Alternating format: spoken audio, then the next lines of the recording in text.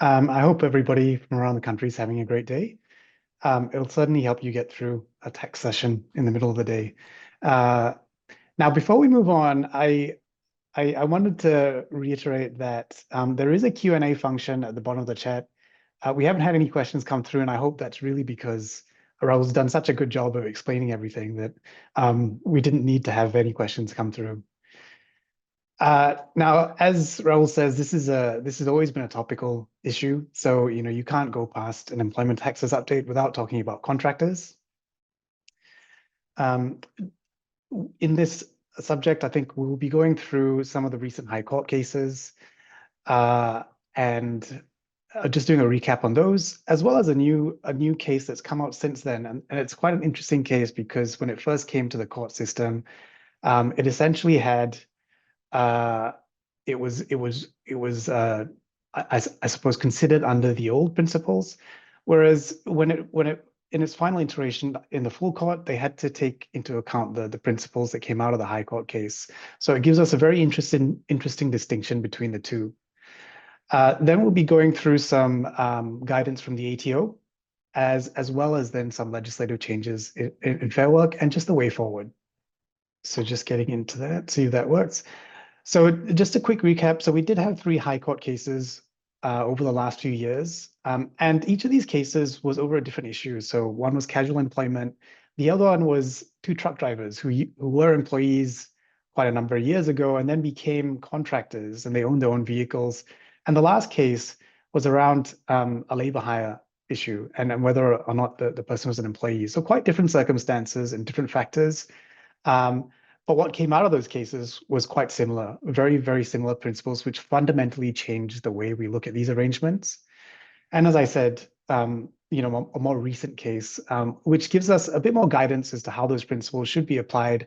And there was a very interesting aspect of those cases about one of the multifactorial factors and the emphasis that was placed on it. So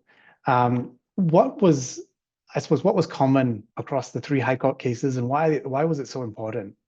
Now, when we were looking at these arrangements prior to the High Court cases, essentially we would look at the totality of the arrangement and look at all the information that was available. So we would look at the contract, we'd look at circumstances that were known to both parties when the contract was entered into. We would also then look at the execution of the contract, so how the contract was performed, and basically get information from all sources to work out, what is the actual substance of this arrangement. What occurred in these High Court cases was essentially that the court went back to basic contractual interpretation principles, which means then you only look at the terms of the arrangement and objective facts that were known to both parties at the time the contract was entered into.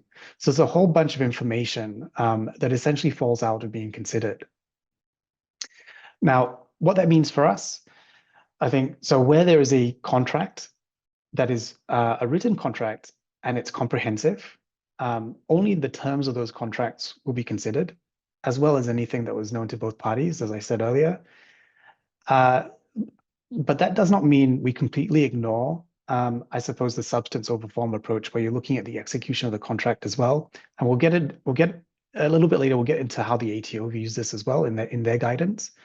But at a basic level, if your contracts aren't comprehensively written, right, or you don't have a written contract, then the only way really you're going to figure out how or what the contractual terms are is by looking at evidence or other evidence, which in most cases is going to be the actual execution or performance of those contracts. Now, sorry, I'll just go back a bit. Now, I guess, long story short, that means it is quite good for employers because it provides a bit of certainty. So if you get your contracts written well and correctly, and it's not just the template version of the contract, because often those will just contain your default terms and conditions, but also the schedules that come with the contracts, right, where it details how they're working, who they report into, what hours they're subject to. Like all of this is information that's quite important when we apply the tests for determining employment.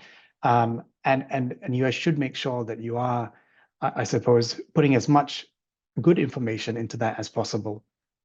Now, just getting into this JMC case, and I said this was a really interesting case because we could see what the courts were considering before the High Court cases came through, which is a completely different set of information, to when it finally got to the full court, where they applied the High Court principles and only really considered the terms of the terms of the contract.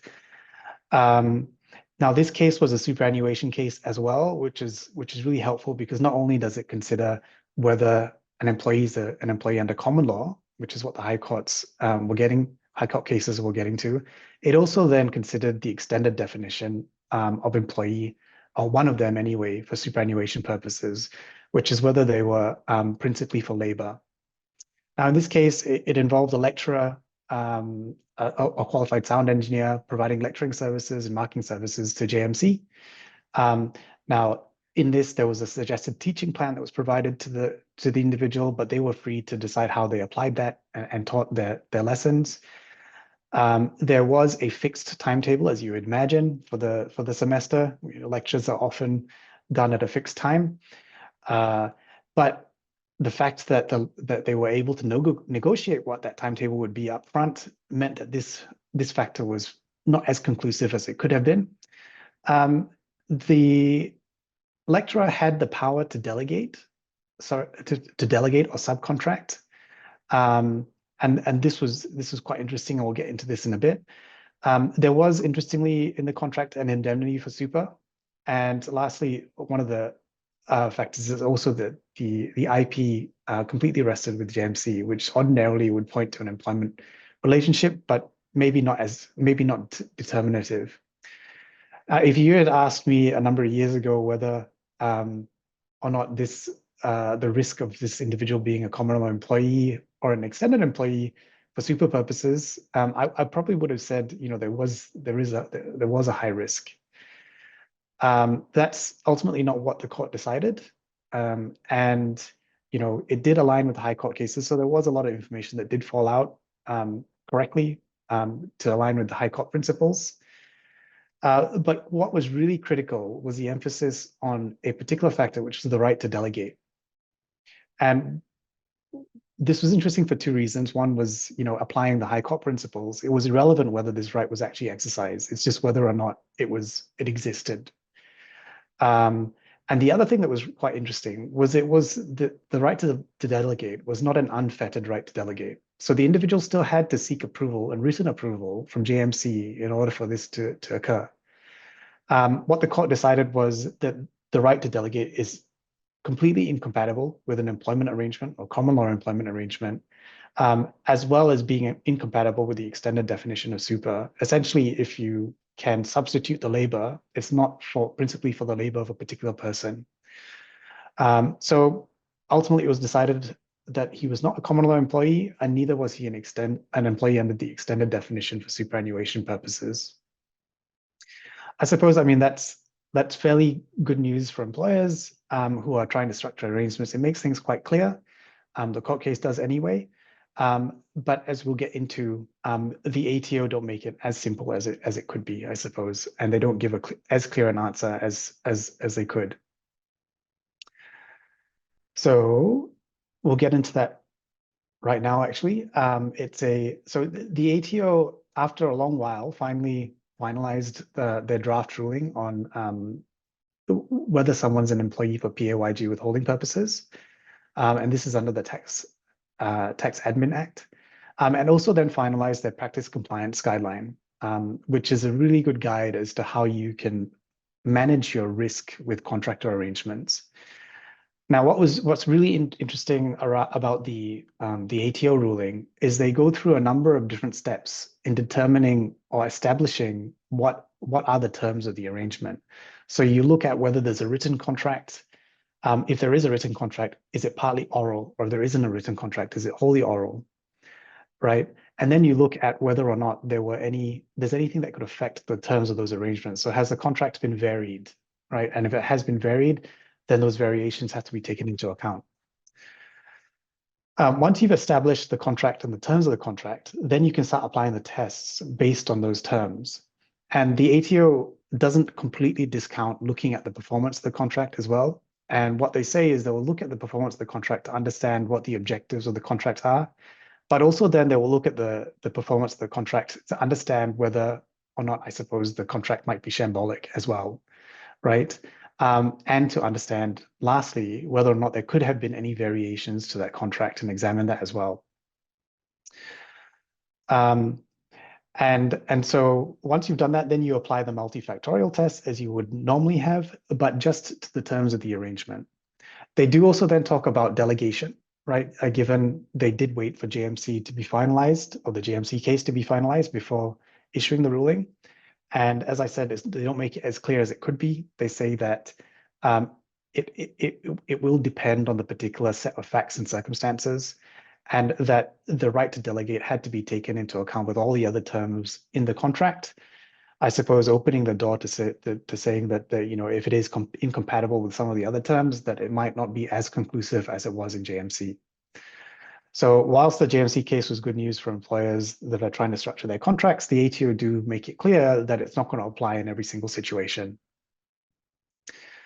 Now, the PCG is actually pretty good news for employers. It does not outline any technical factors about how you should be structuring your arrangements, but it does give sort of a risk matrix in determining how the ATO are actually going to apply compliance resources. And this is how much they look into the arrangements or investigate the arrangements in a compliance situation. So they basically arrange arrangements in risk ratings from very low risk, and then it goes to low risk, medium risk, and high risk. And the things that were significant, I thought, were that if you wanted to get into a very low risk category, I suppose the contractor or potential deemed employee needed to be aware of the arrangement, both from a common law perspective as well as a superannuation extended definition. And you needed to get advice from a qualified professional.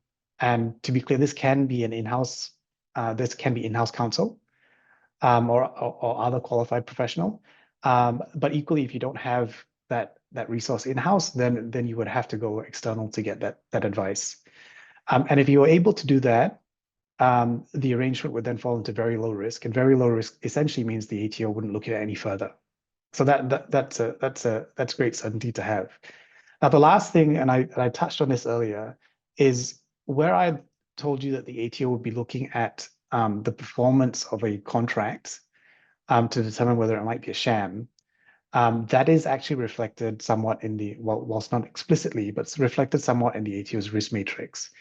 Because one of the factors that brings an arrangement into being high risk is where the performance of the contract does not reflect, or significantly does not reflect, the terms of the contract. So it's good to understand that. All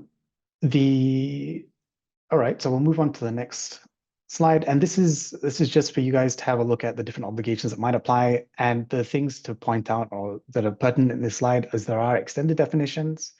And just a reminder that though for those that are subject to payroll tax, that contractor provisions are quite wide and they do apply across different entity structures as well. So not just to individuals. Now, the next thing I wanted to get into, and everything I've said so far has been fairly good. So there's, it provides a lot of certainty to employers in structuring their arrangements. One of the things that can put a spanner in the works is the Fair Work Amendment, a Fair Work Act amendment that's coming through. So we don't know when it'll apply the earlier of the 6 months or a proclaimed date. There's been no date proclaimed, so we'll assume sometime in August. But essentially what it's doing is it's reversing the High Court decisions. So instead of just looking at the legal form of the arrangement and the contracts, you are then looking at all the facts and circumstances. So back to the old methodology. There is an exception for high income contractors, which has not been defined yet, so we'll wait on that. But I guess the implication of this is it's another layer to the test. So you have the common law employee test that applies to quite a number of obligations. And then for any fair work obligations and the derivatives, you're looking at a different test to the common law test, what we might call the old common law test. And it just adds to the statutory, the number of statutory definitions of employee employment arrangements that we have to get through. And just to illustrate this, I've got a slide that really shows you some of the obligations in the Fair Work Act. Your standard NES things with annual leave, but also the derivative instruments, so like all your modern awards and some of your workplace instruments. And then the other obligations that will be unaffected by this fair work definition. So you've got your state-based obligations and then some of the ATO obligations as well, like superannuation and FPT. It is worth noting a superannuation, and I will talk about this in a bit, is in the Fair Work Act as well, but for these purposes, it doesn't rely on that definition. Now, what this might do is it might push employers where these amendments might be relevant to just classify contractors as employees because it makes it easier. Where it's going to become really difficult is where you get that classification wrong, because then you've just got another layer of tests and another split of the obligations that might apply across arrangements. Now, just before I talk about the way forward, I thought we would do a short poll, if we could bring up the poll question. This is completely anonymous, and I thought it'd be really interesting to see the results. But in light of the recent changes across contract obligations, have you updated your policies, processes, or standard contracts for contractors? The answers are yes, no, or unsure. I'm sure that's pretty quick, so we'll give you a few seconds and then we'll have a look at the results. All right, we'll see. Yes. Oh, that's quite a significant amount. So, and then it's about even with no and unsure. That's good. We'll take it as unsure. We'll take unsure as hopefully yes. Maybe that will increase the yes numbers. But essentially, I think right now we're at a time now where we do have quite a bit of certainty as to what law is going to apply. The Fair Work changes weren't passed until the 12th of February, so we didn't know whether they would come through. But I think it's a really, really good time now to start looking at your policies and procedures and see what needs to be updated. Are you going to be just making it easy and treating anything at risk as being employees, or are you going to go through and create those workflows and to understand whether or not an individual might be a contractor or an employee, and then checklists, I guess, to understand or identify the riskier contractors, right? So either you go through an easy route and you comply with all the employee obligations, or you go through a more administrative route, which might involve a bit of advisory, a bit of administration. Now, the next thing I suppose is also a good time to have a look at the standard contracts, right? Both for the terms and conditions within those contracts, because we do have some certainty over the common law definition. But what might be good is also then looking at those schedules and providing some guidance as to how those schedules at the end of the contracts need to be completed, so you get complete information. Legal should definitely be involved in this. Then consider with your policy and processes, I suppose, the new material from the ATO, right? So they do have new steps to determine what a common law arrangement is, as well as then the risk matrix, which, in all honesty, can only help with your other obligations as well. Once you've done that, it's quite easy for go-forward arrangements, but then you might want to consider your existing arrangements and how you might transition those.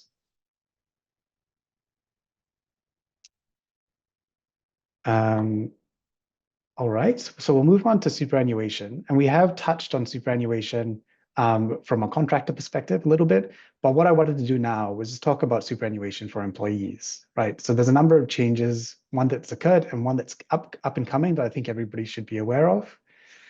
The first one is the amendment to the Fair Work Act. So from 1 Jan 24, superannuation is now included in the National Employment Standards, which means it's in the Fair Work Act, essentially. Effectively, that means now employer organizations can get involved, so unions, employees can take court action to pursue unpaid super. Fair Work might get involved as well, and you can be subject to penalties under the Fair Work Act. It's not meant to double up on the super guarantee legislation. So if you have paid super guarantee charge, you're not going to be subject to a Fair Work penalty. And Fair Work has said that they will default to having the ATO be the primary organization that's responsible for super guarantee matters. Now, what Practically what might happen as well is, Fair Work do look at wage underpayments, wage shortfalls. And so when they are looking at that, they may also then start looking at your superannuation obligations at the same time. And there is a little bit of a gray area as well where, the Super Guarantee Act is meant to be your minimum requirement, and the minimum super contribution you pay, but oftentimes employers are subject to a bit more than that. And that may be in your enterprise agreement, it could be a company policy, but that it's something essentially the ATO would never pursue. And Fair Work has traditionally left superannuation matters alone. So we might see Fair Work getting more involved in pursuing those types of superannuation shortfalls. The next thing is payday super. And from 1 July 2026, essentially this change is coming through, which effectively is just to make super being paid be paid at around about the same time as salary and wages. It'll involve more real-time reporting. And it means employees get the super earlier. So I mean, it's a good thing for employees. What it means for employers is compressed timeframes in superannuation processing. And one of the things I'm a little bit concerned about is the way that the design, which is under discussion right now, the ATO are going to start using the information they get to recalculate the superannuation obligations, and where there are discrepancies, automatically issue assessments, right? So it's sort of a move away from self-assessment.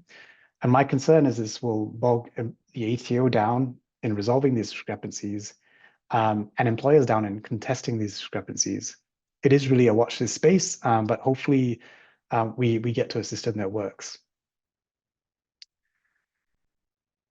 So recommendations, I think, it's always with the things that are coming through Fair Work, the superannuation being in the Fair Work Act, superannuation also being part of the wage theft laws that are coming through next year. It's a really good time to review your payroll system configurations and test those calculations.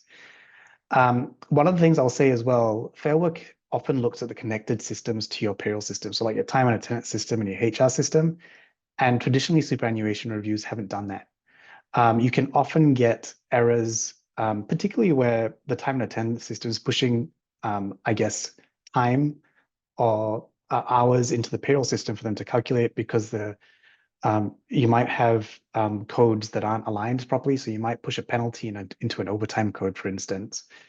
So my recommendation is extending those reviews into looking at the integrations between the systems as well, which traditionally has been the case.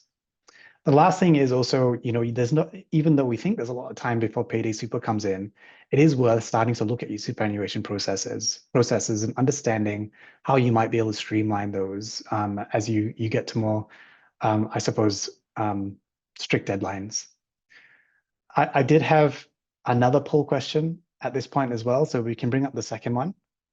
So one of the things I was interested in is, do you have a process to review the configuration of your payroll codes for superannuation purposes and test calculations on I suppose, a more consistent basis? And the responses are yes, no, or unsure. All right, we can close the poll. There we go. That's great. So 35% said yes, 20% said no, and 45% unsure. For those who responded no or unsure, I think it is a recommendation, whether it's internal or external, to start doing that as the ATO get more visibility over this.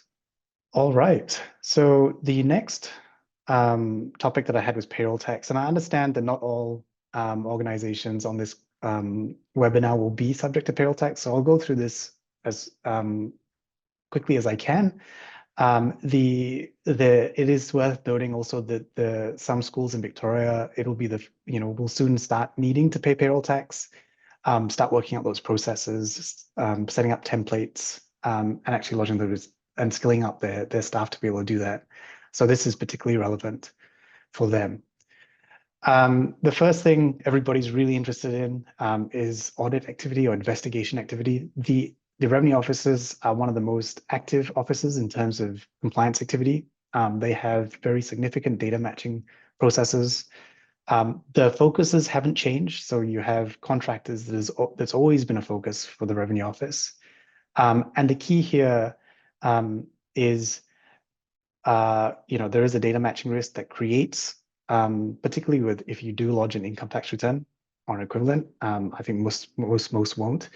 But the key here is making sure not only that if you are satisfying an exception so one of those exemptions, that you substantiate it with documentation as well, because this will be requested in an audit situation. Employee share schemes, sorry, probably not relevant for anybody here, so I'll skip that.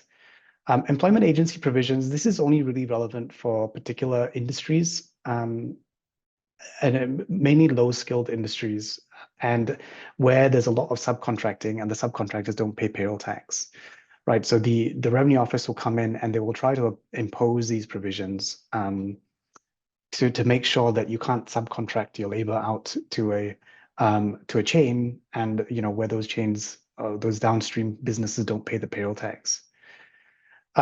Grouping, I think grouping can apply across ownership lines, but it's quite important to understand grouping can also apply where employees, there's a common use of employees. So I think that's forgotten quite a bit. So it is worth reviewing if there are groups of employees, even if there is no ownership tie, right? Whether or not there are shared resources or employees that can cause payroll tax grouping. Now, the last thing that I wanted to get through is the data matching for payroll tax purposes. It's really important to make sure you align.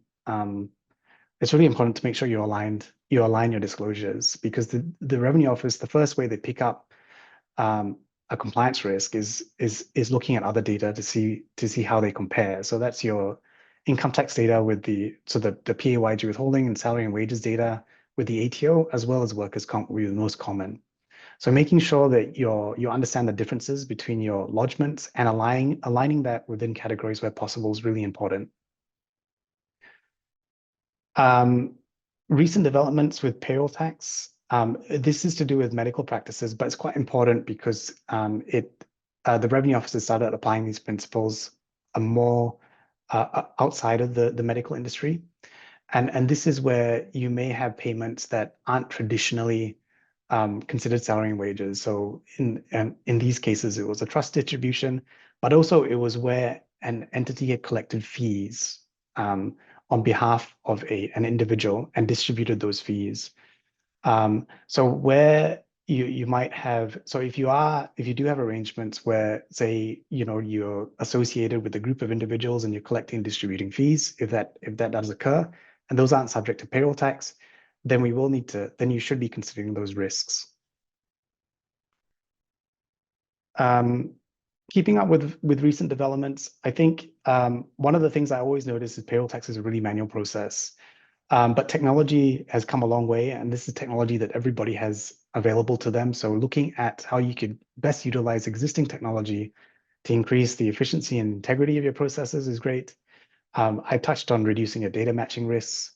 And then the third one, like I always find, if you don't have a contractor issue or some other grouping issue with the Revenue Office, most times employers are overpaying payroll tax because they're leaving things on the table.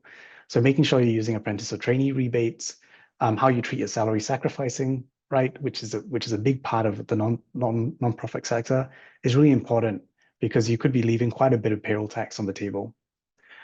And then the fourth is just making sure that you're assessing emerging risks, even if they're not applicable to your industry. I just wanted to quickly show you an example of the first, you just using existing technology. This is an example of something that we did with the client. We used Excel as a template, and we used the back end of Excel, so the Power Query end. And what it does is it just automatically picks up all your raw data files. So you export from the payroll system, and all you have to do is update the file paths within a cell in Excel. And then it populates then the information you need for the returns, but it's got integrity checks in it as well, where it looks at the comparison of different sources of payroll data to ensure that the data is complete, and also then working out whether there's anything missing, right? And you can see here that it just basically populates for each state the lodgements in each state. So that's a really good example of how you can use existing technology to make your life a bit easier.